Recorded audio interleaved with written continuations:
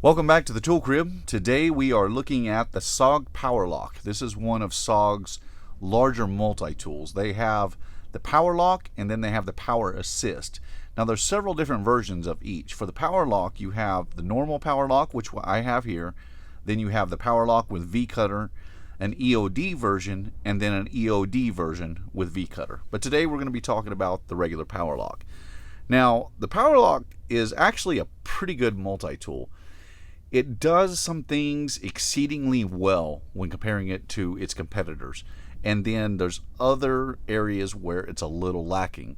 But there's one main reason why I personally don't carry a SOG, and I'll show you that here in a little while. It's really a limiting factor for me, and one of the biggest reasons. Actually, there's several reasons, but this is definitely the biggest reason why I choose not to carry the SOG. Well, let's get into the specs of this tool, and then we'll hop around the tool set, and then we'll discuss my thoughts on the SOG Power Lock. Something I want to point out on the SOG Power Lock real quick, this is a later version of this multi-tool. Some of the earlier versions did not have this shielding around the compound leverage system, which lent itself to being a little uncomfortable. Those things can kind of jab at you, pulling it out of the pocket or out of a sheath. With these later versions with that shielding on there, it's much better than what the earlier versions were. So I think they did have some shielding, it just wasn't quite as pronounced as this, and so those teeth stuck out. Now for the specifications on this multi-tool, this is actually one of the largest frame multi-tools out there. This is 4 3/4 of an inch long, or about 120 millimeters. Its width on the outside is 1 7/16 of an inch, that's about 36.5 millimeters, and its depth is 3/4 of an inch. Now the depth is measured out here to the outside pins or out to the outside shielding over here, and that is equivalent to about 19 millimeters. The weight on this is actually pretty good. At 9.6 ounces or 272 grams, it's actually not bad at all. Well, let's hop into the tool set, show you what the SOG Power Lock has to offer. We're going to start in the open position here with the pliers, and as I go through here, I'm going to try to point out some of the things that I actually like about the SOG Power Lock as we go through, and then later I'll circle back to some of the things that I think are disadvantages. So first and foremost, SOG incorporates their Power Lock system, which uses that gear drive system, makes the multi-tool open and close extremely smoothly. So that is something that a lot of people like. And in certain situations, I like that too. It really opens really well. The next thing is that SOG incorporates a very fine needle nose point on their pliers. So that is really great for doing little detail work. That can be an advantage for some people as well. For me, it's not quite as big of an advantage. Needle nose are very good on here though. Very sharp. They use good steel in this one too. They use 420 HC or 420. I don't think they call it out as high carbon. They just call it out as 420 stainless. But they use a pretty decent steel in this multi-tool for the blades and whatnot. So it's actually built pretty well. One advantage and one big thing that the SOG has over some of the competitors is its wire cutting capability. I did a video where I demonstrated the wire cutting characteristics of different multi-tools, and the SOG Power Lock and Power Assist came out on top of that. They are really good at wire cutting. They also have notch in the bottom for hard wire cutting. One big advantage that I like about this particular plier is the length of the wire cutters themselves. It lends you to be able to cut Romex with it very easily, where other multi-tools, the cutters aren't long enough to cut through Romex. Or you could do landscaping wiring as well, stuff like that. Cuts it just smooth as butter. It really good cutters. On the back of the pliers, they have this is part of their EOD stuff, so they have a cap crimper here, and that's I can't see that outside of the military being ever used unless you work in demolition, but that's a blasting cap crimper. Now I will say that the regular wire crimper on the back is one of the best in the business. It really works well, and in combination with the compound leverage system, it just works exceptionally well. Now on the inside tools, they have these covers over them. A lot of people I see take these covers off. The problem when you take these covers off is that it leaves these sharp edges, much like the PST and the PST2 did, those early versions of multi-tools. So you're left with the problem of leaving some hot spots, and these are meant to eliminate that. Two issues. First of all, you have to lift this up to get to your inner tool, so it's just an extra step. They're already on the inside of the multi-tool as opposed to the outside, and then you have to lift this up out of your way, or you leave them off and you take away some comfortability with the multi-tool. That being said, actually, they kind of, one of the things about these SOGs is all their tools really open really smoothly. So let's just close that down real quick, and we'll just start with the saw blade. Now the saw blade on here is actually pretty good. These are really pretty good. They're not quite on par with Leatherman and Victorinox, but they are actually not bad. I've used this before, and I really don't have any complaints about it. Next tool over is their awl. Now their awl doesn't come with the sewing eyelet, but you can see that it does have a reaming edge on there. It's not angled like you're going to find out with some of those others. I mean, not angled quite as much. So the reaming edge is actually on this side, and it's not as pronounced as other multi-tools. What I will tell you though is they also angle the front there, leaves a very, very, very sharp point up there. So that is, it's actually a pretty decent awl, and it works pretty okay. The next tool over is a 1/4-inch screwdriver, and it is ground really well. It has a tiny bit of radius on the outside corners, but it is definitely a decent screwdriver, and it's pretty robust. They make that pretty thick too. So no complaints with that driver. The next tool is their number 2 Phillips. Now, actually, it's combination number 1, number 2.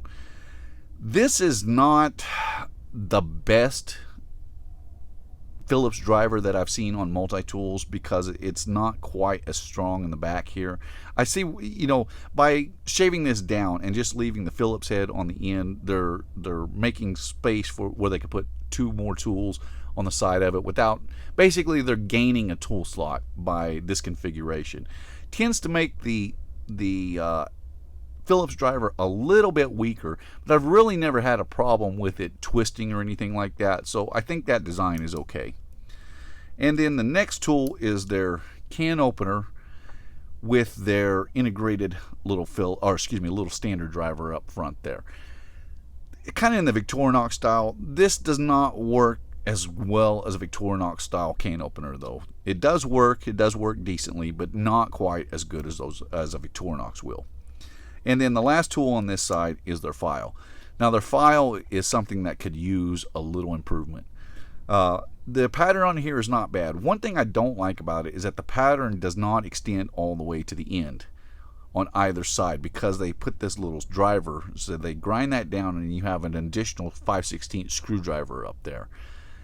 I think it would have been better had they just left off that screwdriver and brought the hatching out on both sides to the full length of that. It's kind of I mean, the 5/16 driver can be useful. I'm not trying to say that, and there's situations where that could come in handy, but I just think it would have been better off had they brought the file all the way out to the end, in my opinion. And then if we flip around to the opposite side, well, first of all, we also have a little lanyard loop there. It's pretty thin though, so it doesn't bother me because I don't carry multi-tools on lanyards, but for those that do, know that that is pretty thin metal. Then if we open up the other side, we'll start with the scissors. Okay, so the scissors on here, at first glance, they work pretty decently. And for paper and cardboard, stuff like that, they do a pretty good job. We're going to test them here in a little bit. They're not quite on par with other scissors for a couple different reasons, but we'll come back to that. And then the next tool over is something that's kind of is unique to SOG. I don't know of anybody else that does this. They put a 1/4-inch adapter for sockets on their multi-tool.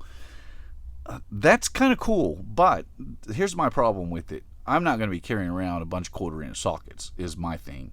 Now if you have a need where you're doing repetitive stuff, like you're working with 5/16 bolts or 3/8 bolts, and you need a 1/2 inch or 9/16 socket with you pretty much all the time, that might be useful if you're doing a lot of the same thing. But apart from that, it's not something that I personally find useful. The next tool is, well, if I can dig her out here, I might have to get the knife blade first, is their can opener and another screwdriver. So they really give you a lot of screwdriver options on here. The can opener does work pretty good though. And then the last tool is their knife. Here's where I have some issue with the SOG Powerlog. First and foremost, on these larger multi-tools, I like to have a pretty decent length blade. I like to have at least 2.5 inches, which this one is, and it's 420 stainless steel. I don't like the combination blade, and I especially don't like this one because it takes away from the usability of a real main blade, and it takes away from the usability of a real serrated blade. However, on this multi-tool, I will tell you that this knife is exceptionally sharp out of the factory. Really, really sharp. One more issue that I have with the knife blade. Normally in these types of blades, you'll have your serrated blade, which will be ground on one side, and then you'll have your main blade, which will be ground on both sides. This one, however, is a chisel ground main blade. Now, you know, for those that don't use their multi-tool knives as their EDC knife, that's not really an issue. But for those that do, that could become an issue. I personally would have preferred that they just put a standard blade in here as opposed to this combination blade and made it a real blade, because SOG can make some really, really good knives. I think they would have been better off had they just eliminated that combo blade altogether.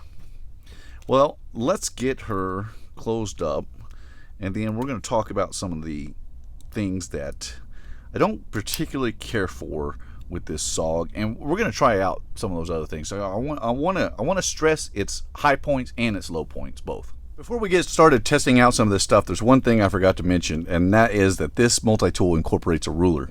So it has it's like a 9.5 inch ruler, or about 23 centimeters, somewhere in that neighborhood. I think that's what it boils down to. Let me check that. Yeah, it's right at 23, a little bit more actually. The problem with this is, first of all, two problems. It eliminates a lot of the measurement. You lose about 2.5 inches of measurement on both sides here because of the way it's configured. And then to get to the metric ruler, you have to open up the flaps to get those covers to get to it. So while it's in there and it could be useful, it's not really well incorporated. Now, we talked about some of the attributes of these pliers, and I want to just highlight those real quick. These make exceptionally good wire cutters. You can see we're just going to grab it right there, just barely on the edge, and how smooth that thing cuts. Really, really good. I have a little piece of 10 gauge here, really short piece, and we're going to do the same thing. We're going to catch it with just about 1/8 inch up there, and let's see how they cut. Really, really, really smooth. And I mean, you really just can't talk enough about how good those particular cutters are. Now, here's the thing. They have really great cutters. They have really great crimpers, but they have absolutely no form or fashion in which to strip wires, with the exception of the knife blade. So I'm going to use my little Squirt ES4 here to strip this 14 gauge down a little bit, and then we're going to test out that wire crimper. Now that wire crimper, I got a fly that's messing with me here. I got this wire crimper is probably the best I've ever seen. It really is. So we'll get that set in there. Just one hard crimp. That compound leverage really aids you in being able to crimp those down, and that has made one solid connection. It is really, really, really good. So that is definitely an attribute to these pliers. Now, here's where I have a problem with the pliers. One of the things that I do a lot with my multi-tool is, and I carry the Surge, is that I do a lot of bolt backups with this. So when I'm running impact and assembling equipment, I will use it to grab the backside of the bolt so that it doesn't spin on me when I'm running up bolts. Now, this is a little larger than what I would normally have expect any multi-tool to do, but it's going to highlight my problem with compound leverage. So this is just a cable grab type of stuff that I use on my auxiliary tanks to bring the 12 volt power to them that sit on the back of trucks. And you can see that while it'll get on there, how far out those handles are open. So even I have really large hands, and I can get out there to hold it, but I can't get any real force on it. So to hold it well, I have to do it with both hands, which is going to take away from my ability to do anything. Now, by contrast, the Leatherman Surge, the one I use, will actually get on there, and even though it's quite wide, I can actually grip that one and get enough on it to use it as a backup. When you get down to what I normally use in half-inch bolts with 3/4 head, or in 3/8 bolts with 9/16 heads, they really work exceptionally well. That's my issue with the compound leverage, is that when you're grabbing on the larger stuff, the handle angle is just too wide for me. They do have great cutters, great crimpers, and for a lot of people, those fine point needle nose are going to be another thing that is really good about these pliers. But that handle width or the handle angle just doesn't work for me. The next issue that I have with the Solid Power Lock is because they incorporate these covers, which are easily removable, by the way. You can pop those off and carry it without them. Here's the thing though, because they incorporate those, all of your outside main tools, your knife, your scissors, file, and saw, are all shortened up. So they could actually have made each one of those implements about 3/8 of an inch longer. So they're taking away from the usability of the knife blades with this particular system. I wish they had maybe chamfered this edge, done something a little different, eliminated those little covers where it wouldn't be quite as uncomfortable when using the pliers, and giving us longer implements. I think that would have worked better. My next issue is obviously with the knife blade, but like I mentioned before, the knife blade comes out very sharp. You know what, I got a little piece here, just a little tiny piece of rope to highlight how sharp this thing is. So if I can get a grip on this, let me set it in there, and you can see, boy, that thing really cuts nice. SOG does do some pretty good knives. They really do. I just wish this wasn't a combo blade. I wish it was a standard blade instead of a combo blade, but I know some people like the combination blades. We touched on that let me just take that other cover off. We touched on this file. They would have done a lot better had they brought the cross pattern and the single pattern all the way out here to the end. I think it would have been, I don't see the need to try to incorporate another screwdriver here, especially because, well, I guess because the extra length might help you, but they're taking away from the usability of a real file. And if they'd have made a little bit more aggressive pattern, it would have been a little bit better. For the screwdrivers, for the tool locks, all that stuff works really well. The saw as well. And one thing I forgot to mention is that this particular driver system actually will lock into the 9-degree position. Of course, it's not real. I mean, you can't use it closed like that, but when it's open, you can get, you give yourself a lot longer handle. And so if you do use that particular implement, you can use it in a couple different configurations. The last thing is the scissors that I really kind of have an issue with. Everything else is pretty good, actually. So the scissors, they're pretty sharp. We'll just rip through a little bit of cardboard here, and they do a pretty decent job. They're not the greatest by any stretch of the imagination, but they're really not bad either. They're not bad at all. I will tell you that just cutting through that cardboard right now, because it doesn't have a shelf here for a thumb rest, it can really dig into your thumb whenever you're cutting through a little heavier material. So if you're cutting through light stuff like paper, which it does fantastic on, it won't be an issue. But if you're cutting through some larger stuff, and let me just grab, I got some scrap here. Well, I got interrupted just as I was about to use those scissors, so let's try that again. You can see that those scissors, and actually that spring mechanism works really well too. I actually like that spring mechanism quite a bit, actually. This is actually, for me, it's a little better than the spring mechanism that Victorinox scissors will use. Now, I'm not trying to say that these scissors are on par with Victorinox, because they're not, and we're about to highlight that. Here's a little piece of paracord. I'm trying to get through this harder stuff. First thing I can tell you is when I hit this, those scissors are going to spread open. They're just going to bypass, and it just doesn't work very well. Now, if you do get it up in the fulcrum, get it real close, and you have to hit it a couple times, but if you go slow through it, it makes a really good cut, actually. You can see how sharp those are. The problem is the design is just a little too weak. It has a tendency to fly apart on you like that. But the scissors themselves are really pretty good. I mean, we'll go through that paper again. And if you're just using it for a little light stuff, I mean, they're really good. And the spring mechanism is really good too. On the whole, there's some things that the SOG does really, really, really well. In fact, some of the things it does better than the real tools. The cutters and the crimpers are two that really stand out to me. They really do an exceptional job, and they actually do a better job than some dedicated wire cutters and crimpers that I've seen out there. Now, there are exceptions to the rule, and there's some very good ones out there, and I'm not trying to say these are better than those. I'm just saying that these are really good, and you shouldn't take anything away from them. One thing I didn't show you is the hardwire cutting capability, and I just got a little piece of clothes hanger here, and I don't even have the handles on, and that compound leverage really aids in this, so I'll just zip right through there. Now, there was a little bit of discomfort, but not much, and you can see the SOG does not struggle at all. So that compound leverage is an attribute in certain instances, and then in other times it can be a disadvantage for you, as I highlighted earlier. So the few things that I don't like, it is hard to say I don't like the compound leverage because I like it for certain things and don't like it for others. But I think that the handle angle when you're using the pliers is a detractor for me. I don't like the knife blade, even though it is incredibly sharp. I think they could have improved on that. I don't like the file because, first of all, it's not as aggressive, and then they don't bring the pattern all the way out to the end. Everything else, for the drivers, the can opener, all that, the saw, all that stuff is pretty good. This tool's interesting because it's not something I would use. So I think I would find a different tool to put in here.